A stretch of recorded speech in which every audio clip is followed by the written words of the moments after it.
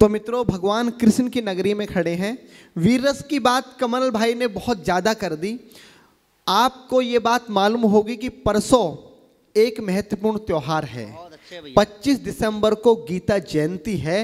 और इस अखिल ब्रह्मांड का सबसे बड़ा ग्रंथ लिखने वाला, सबसे बड़ी कविता लिखने वाले व्यक्ति इस मथुरा की धरती पर अवतरित हुए हैं। तो आज मैं गीता की बात इस मंच के माध्यम से करना चाहता हूं। वीर रस की बातें कर दी।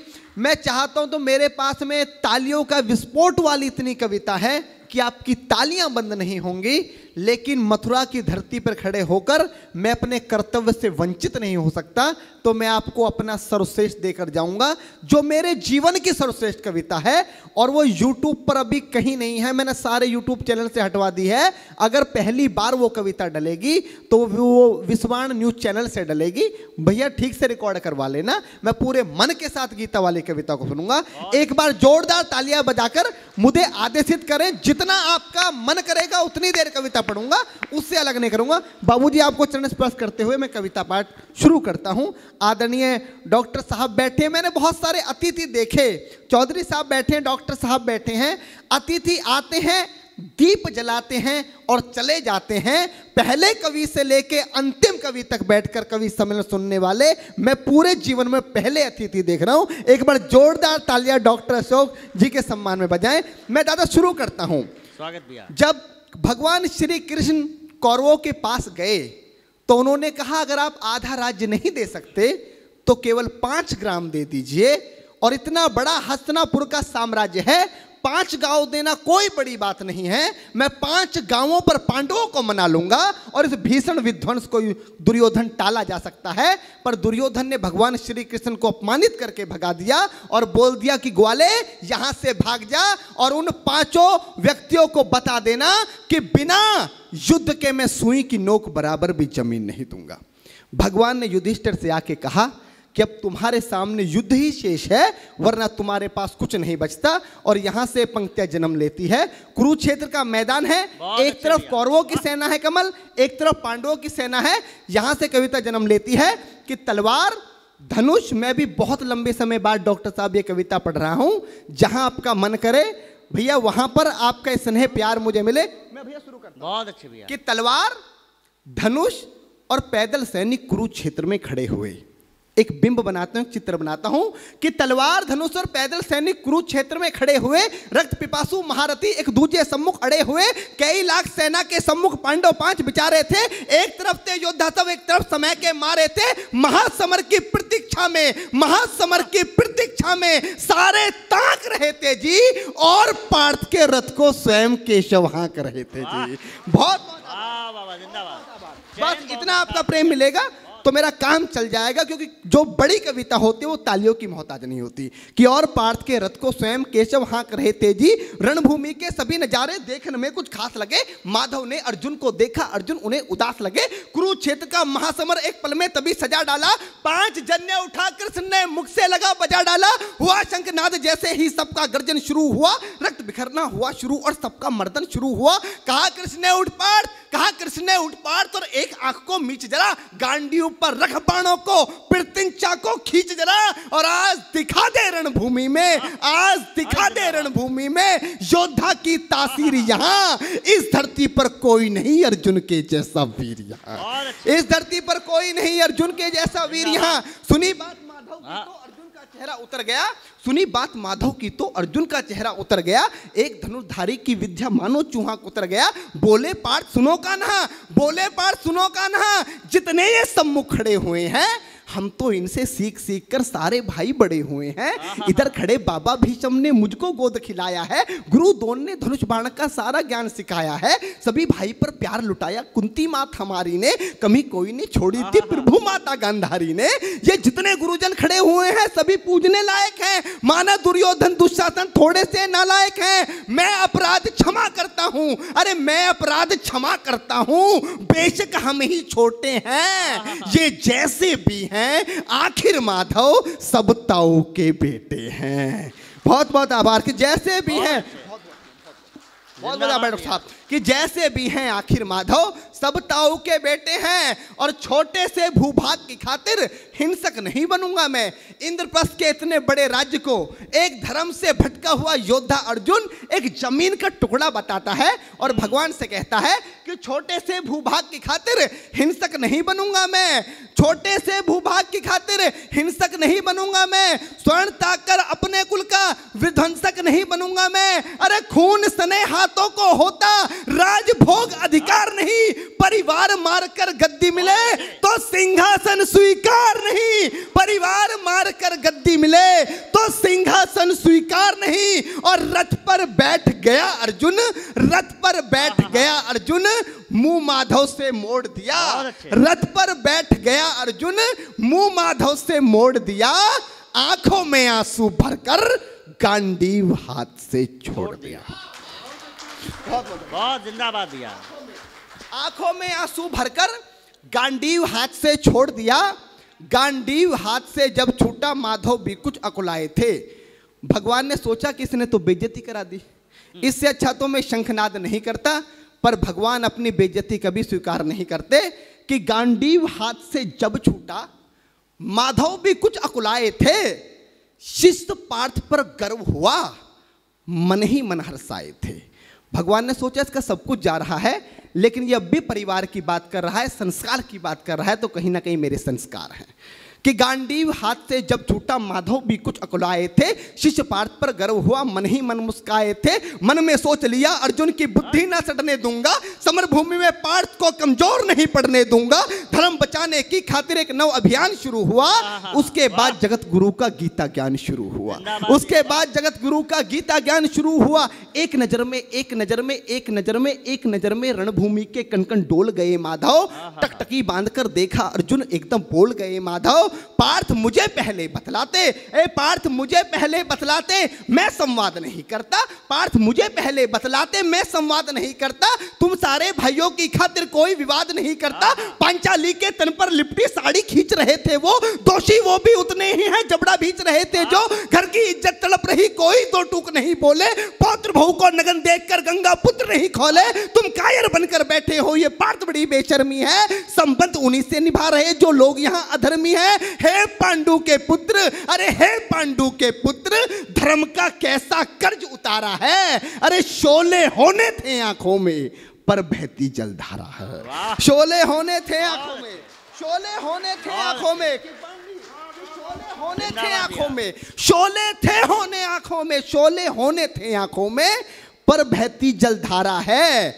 और गांडीव उठाने में पार्थ, गांडीव उठाने में पार्थ जितनी भी देर यहां होगी, गांडीव उठाने में पार्थ जितनी भी देर यहां होगी, इंद्रप्रस्थ के राजभवन में उतनी अंधेर वहां होगी। वाह, आभार। कविता को समझने वाले लोग बैठे हैं, कम लोग अगर कविता समझने वाले हों तो कवि की सार्थकता होती है। गांडीव उठाने में पार्थ जितनी देर यहां होगी, इंद्रप्रस्थ के राजभवन में उतनी अंधेर वहां होगी।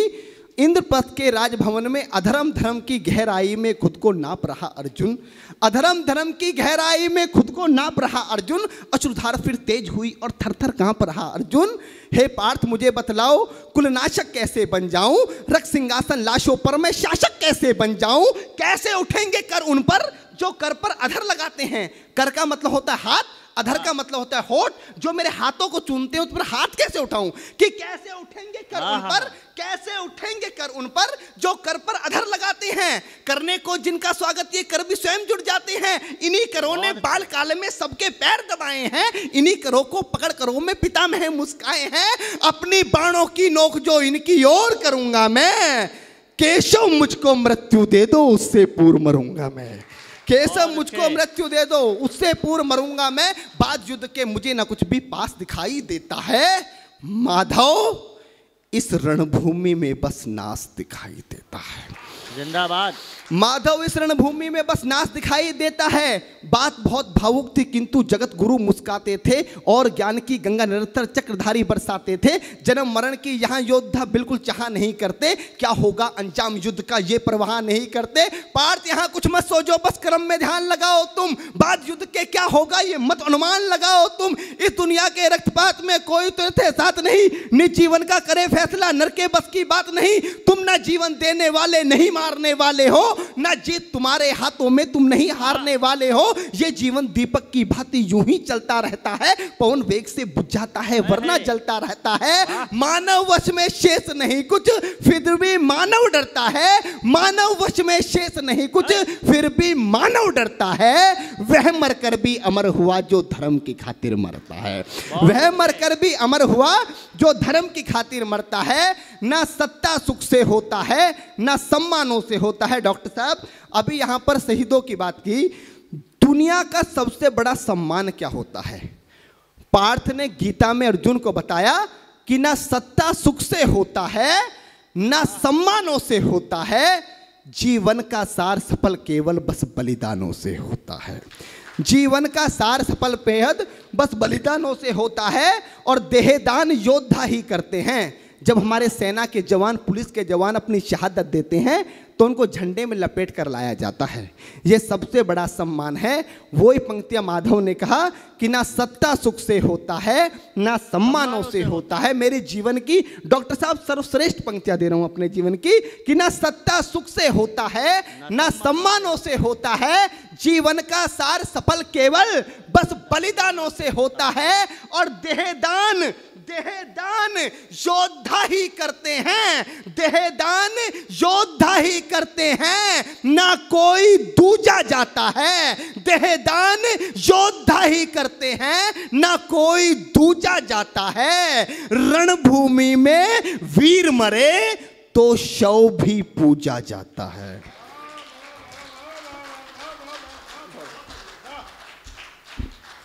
देहदान योद्धा ही करते हैं ना कोई दूजा जाता है। रणभूमि में वीर मरे तो शव भी पूजा जाता है। और योद्धा की प्रवृत्ति जैसे खोटे शस्त्र बदलती है। कविता की एक सर्वश्रेष्ठ पंक्तियां देता हूं क्योंकि गीता में भगवान कृष्ण बताना क्या चाह रहे थे कि योद्धा की प्रवृत्ति जैसे कमल बैठ कि योद्धा की प्रवृत्ति जैसे खोटे शस्त्र बदलती है। पंक्ति पर आपका ध्यान चाहूंगा कि योद्धा की प्रवृत्ति जैसे खोटे शस्त्र बदलती है, वैसे मानव की दिव्य आत्मा दैहिक वस्त्र बदलती है। बहुत अच्छी बात, बहुत बढ़िया। वैसे मानव की दिव्य आत्मा दैहिक वस्त्र बदलती है। ये मान और सम्मान बताओ, जीवन के अपमान बताओ। उसके बाद अर्जुन कहता है कि ये मान और सम्मान बताओ, जीवन के अपमान बताओ। जीवन मृत्यु क्या है माधव, रण में जीवन दान बताओ। काम क्रोध की बात कही तो मुझको उत्तम काम बताओ। अरे खुद को ईश्वर कहते हो तो जल्दी अपना नाम बताओ, खुद को ईश्वर कहते हो तो जल्दी अपना नाम बताओ। इतना सुनते ही माधव का धीरज पूरा डोल गया। तीन लोक का स्वामी फिर बेहद गुस्से में बोल गया, अरे कान खोलकर सुनो पार्थ, मैं ही त्रेता का राम हूं। कान खोलकर सुनो पार्थ, मैं ही त्रेता का राम हूं।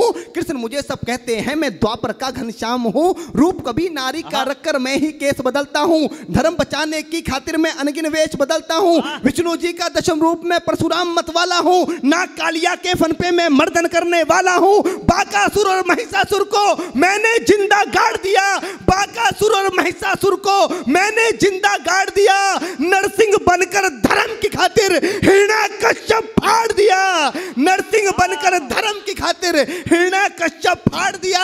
और रथ नहीं कहीं भी चलता है, रथ नहीं कहीं भी चलता है, बस मैं ही आगे बढ़ता हूं। जब मैं गीता का 10वां अध्याय पढ़ रहा था तो 10वें अध्याय पर पूरी दुनिया का मैनेजमेंट कुर्बान किया जा सकता है, पर पूरी दुनिया का मैनेजमेंट मात्र 2 मिनट 2 पंक्तियों में समेटा कि ना कि कान खोलकर सुनो पार्थ, मैं ही त्रेता का राम हूँ। कृष्ण मुझे सब कहते हैं, मैं द्वापर का घनश्याम हूँ। रूप कभी नारी का रख कर मैं ही केस बदलता हूँ। धर्म बचाने की खातिर मैं अनगिन वेश बदलता हूँ। विष्णु जी का 10वें रूप में परशुराम मतवाला हूँ। नाग कालिया के फन पे मैं मर्दन करने वाला हूँ। बाकासुर और महिषासुर को मैंने जिंदा गाड़ दिया। नरसिंह बनकर धर्म की खातिर हिरण्यकश्यप फाड़ दिया। और रथ नहीं तनिक भी चलता है, बस मैं ही आगे बढ़ता हूं। गांडीव हाथ में तेरे है, पर रणभूमि में मैं लड़ता हूं। कि रथ नहीं तनिक भी चलता है, बस मैं ही आगे बढ़ता हूं। गांडीव हाथ में तेरे है, पर रणभूमि में मैं लड़ता हूं। जैसे ही मेरे माधव का कद थोड़ा सा बड़ा हुआ, सहमा सहमा सा था अर्जुन एकदम रस से खड़ा हुआ। माँ गीता के ज्ञान का सीधा हृदय पर प्रहार हुआ। मृत्यु के आलिंगन हेतु फिर अर्जुन तैयार हुआ। मृत्यु के आलिंगन हेतु फिर अर्जुन तैयार हुआ कि जितने यहाँ अधर्मी हैं चुन चुन कर उन्हें सजा दूंगा। इतना रक्त बहाऊंगा धरती की प्यास बुझा दूंगा। जिधर बाण चले पार्थ के सब पीछे हट जाते थे। रणभूमि के कोने कोने लाशों से पट जाते थे। धर्मराज के शीश के ऊपर राज मुकुट की छाया थी। भगवान ने युद्ध जितवा दिया। युधिष्ठिर का राज अभिषेक हुआ। कविता की अंतिम 2 पंक्तियां कि धर्मराज के शीश के ऊपर राज मुकुट की छाया थी, पर सारी दुनिया जानती थी ये बस केशव की माया थी।